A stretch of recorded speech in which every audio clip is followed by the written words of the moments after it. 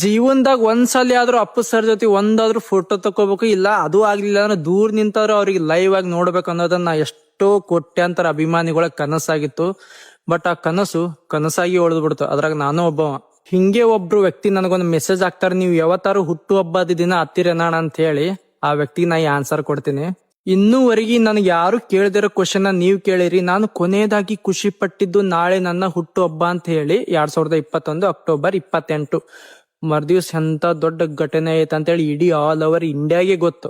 ಮರುದಿನ ಅಕ್ಟೋಬರ್ 29, 2021 ಅದೇ ನನ್ನ ಕೊನೆಯ ಖುಷಿಯಾಗಿತ್ತು. ನಾನು ಹುಟ್ಟುಹಬ್ಬ ಐತಿ ಇವತ್ತು ಅಂತ ಹೇಳಿ 3 ಗಂಟೆ ಮೇಲ್ಪಟ್ಟ ಒಂದು ನ್ಯೂಸ್ ಬರ್ತಿತ್ರಿ. ನಮ್ಮ ಕರ್ನಾಟಕದ ರತ್ನ ಪವರ್ ಸ್ಟಾರ್ ಪುನೀತ್ ರಾಜ್ಕುಮಾರ್ ಅವರು ಇನ್ನಿಲ್ಲ ಅಂತ ಹೇಳಿ. ನನ್ನ ವಿಚಾರದಾಗ ನೀವು ಕೇಳಿದ ಕ್ವಶನ್ ಕರೆಕ್ಟ್ ಐತ್ ನೋಡ್ರಿ. ನನ್ನ ಹುಟ್ಟು ಹಬ್ಬದ ದಿನ ನಾನು ಯಾವತ್ತು ಖುಷಿ ಪಟ್ಟವನೇ ಅಲ್ಲ, ಅವತ್ತಿನಿಂದ ಇವತ್ತಿನವರೆಗೂ.